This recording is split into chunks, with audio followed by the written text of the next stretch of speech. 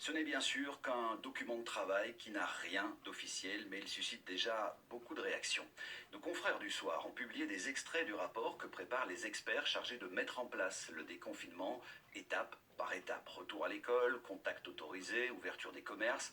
Je vous propose de voir ces mesures dans le détail, tout en vous rappelant encore une fois qu'il ne s'agit que de recommandations qui n'ont pas encore été validées. L'Axe Milota avec Xavier Gérard. Il s'agirait d'une sortie de confinement par étapes. Pas question de tout rouvrir du jour au lendemain. Une première date proposée, le 4 mai.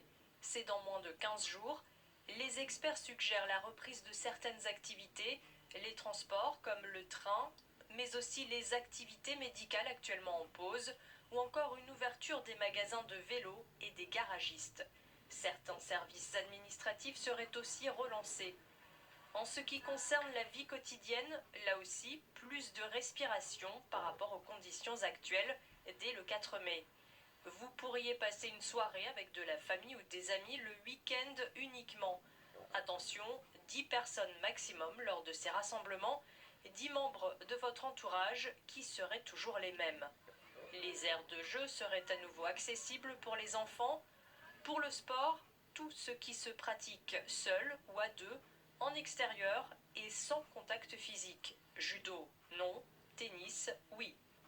Deuxième date retenue par ces experts, le 18 mai, dans un mois donc. Cette phase concerne les écoles. La section primaire rouvrirait en répartissant les enfants dans plusieurs petites classes. Ils ne viendraient pas tous les jours. Pour le secondaire, seuls les rétos reprendraient les cours, 1 ou 2 jours par semaine seulement. Les petits de maternelle resteraient à la maison. Toujours le 18 mai, les autres commerces reprendraient leur activité à condition de respecter la distanciation sociale. Exception, les restaurants et les cafés toujours fermés. Enfin, vous pourriez inviter 50 personnes maximum à votre mariage. La troisième phase n'a pas de date, tout reste flou pour le secteur de l'hôtellerie et de la restauration, rien de proposé non plus pour le moment en ce qui concerne le milieu culturel et des loisirs, cinéma, théâtre, parcs d'attractions et zoos. Une chose est sûre, pour ce post-confinement, les gestes barrières resteront d'actualité. Oui, la fuite de ces recommandations des experts, je vous le disais, ne plaît pas à tout le monde. Bonsoir, Mathieu Coll. C'est le cas de la Première ministre Sophie Wilmès qui regrette qu'on diffuse ainsi des informations qui n'ont pas encore été validées. Oui, non validé parce que les rapports qui ont fuité sont des versions non définitives que les experts n'ont toujours pas tiré leurs conclusions à l'heure qu'il est. Alors il y a deux questions évidemment. Qui a donné ce document à la presse et puis dans quel but? Il y a 10 experts dans le groupe chargé de préparer la sortie de confinement, mais selon l'un d'eux, ce n'est pas dans ce groupe qu'il faut chercher le responsable. Selon le virologue Mark Van Ranst, c'est un homme ou une femme politique qui a dû faire fuiter le document puisque plusieurs responsables politiques l'ont reçu. Mais donc, l'autre question, quel intérêt à faire fuiter un document pareil? Si ce sont les experts qui l'ont fait, ça permettrait de faire connaître finalement leur position, quelles que soient les mesures adoptées par le gouvernement au final. On sait que le politique n'a pas toujours suivi leurs recommandations par le passé, le 12 mars par exemple, concernant la fermeture des écoles. Deuxième hypothèse, si c'est une fuite politique, ce serait ce qu'on appelle une sorte de ballon d'essai, faire connaître les pistes de tout le monde, puis voir les différentes réactions. On en a vu aujourd'hui pas mal assez virulentes, et ensuite réévaluer si besoin les mesures. De toute façon, Mathieu, c'est le gouvernement, vous l'avez dit, qui aura le dernier mot et qui tranchera vendredi au cours du Conseil national de sécurité. Oui, ces décisions seront prises sur base notamment de ce fameux rapport qui aurait dû être présenté normalement cet après-midi en Conseil des ministres restreint, mais qui a finalement, qui est toujours en cours d'élaboration, comme je vous le disais. Je vous rappelle que dans ce rapport, on l'a déjà dit, il y a toute une série de recommandations, donc rien de contraignant, des avis de spécialistes que peut suivre ou pas le gouvernement et le Conseil national. On saura donc vendredi, probablement en fin d'après-midi, comment la Belgique va sortir du confinement. Mais attention, de toute façon, rien ne change dans nos vies avant le 4 mai. Ce vendredi, on nous annonce seulement une sorte de programme, si vous voulez, un programme conditionné à l'évolution des chiffres et aux courbes des hospitalisations. Tous les voyants devront être au vert pour entamer un déconfinement. Merci beaucoup, Mathieu. Si et uniquement si ces mesures sont adoptées, les écoles pourraient donc rouvrir progressivement à la mi-mai. Bonsoir Sébastien Rosenfeld. Le ministre flamand de l'enseignement a déjà annoncé aujourd'hui que ces écoles pourraient le faire dès le vendredi 15 mai. Alors sait-on déjà ce que comptent faire les francophones? Une chose est sûre, Luc, en tout cas entre le nord du pays et la communauté française, eh bien, il n'y a pas eu d'accord sur une réouverture commune à la même date. Alors effectivement, dans le nord du pays, ce sera le 15 mai, un vendredi, afin d'évaluer la mesure durant le week-end. Et du côté flamand, ce sera d'abord les premières et les deuxièmes primaires qui rentreront en priorité avec 4 jours par semaine. Côté francophone, à l'issue de cette réunion, eh bien, il n'y a pas eu de décision définitive. La ministre n'a pas souhaité communiquer, mais il semble de plus en plus établi que côté francophone, ce serait a priori le 18 mai. Et le scénario qui est sur la table, ce serait d'abord pas de réouverture pour les classes maternelles, et ce a priori jusqu'en septembre. Et puis ce serait pour cette réouverture progressive à partir du 18 mai, et bien d'abord de privilégier les rétos. Ce serait eux qui commenceraient d'abord à rentrer progressivement et bien dans les établissements scolaires afin de préparer l'année universitaire. Et puis ensuite on irait avec les 6e primaires et puis les différents niveaux du fondamental. Mais tout ça se fera par petits groupes.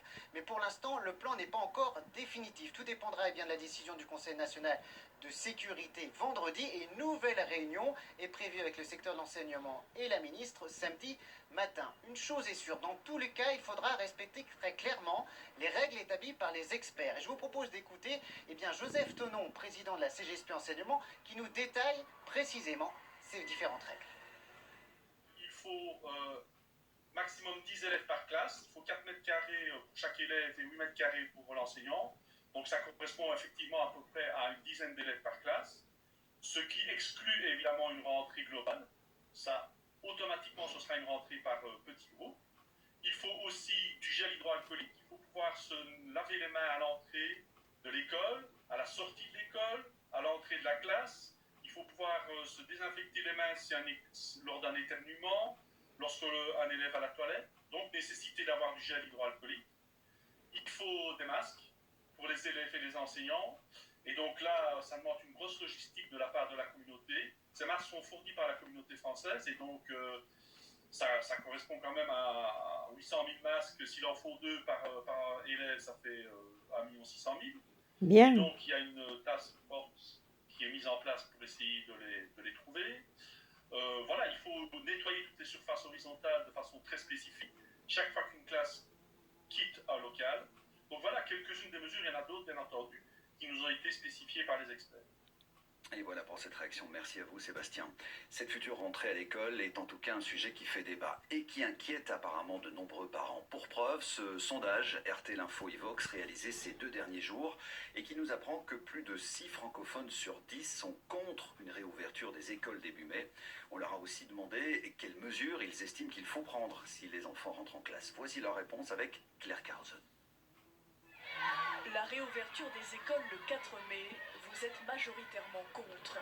1000 francophones ont été interrogés avec une marge d'erreur maximale de 3% et le résultat est sans appel. Plus de 63% des sondés ne veulent pas que les enfants retournent en cours si tôt. 20% sont pour, le reste est sans avis. 20% Contre. mais avec des conditions. Parmi ces personnes favorables, vous êtes nombreux à demander des protections. Le gel hydroalcoolique est la priorité. La moitié des répondants estiment que le précieux désinfectant doit être disponible à l'école. Les masques aussi sont importants. Là encore, vous êtes près de la moitié à demander le port obligatoire.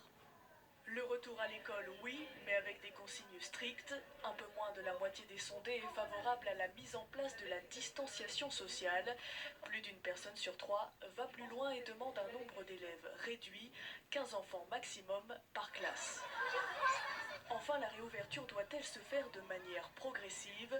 Plus d'une personne sur 3 donne la priorité aux maternelles et aux primaires. Pour une personne sur 4, c'est le secondaire qui passe d'abord. Dans leur rapport inachevé divulgué aujourd'hui, les experts parlent d'une rentrée scolaire non pas pour le 4, mais bien pour le 18 mai. Le gouvernement précisera ses intentions à l'issue du prochain cairn ce vendredi. Reste aussi à combiner vie de famille et vie professionnelle. Reprendre le travail dans de nombreux secteurs dès le 4 mai, tout en gardant les écoles fermées, ça risque de poser problème. C'est ce que pense la Ligue des familles, dont le directeur général Christophe Cocu est avec nous en duplex. Bonsoir.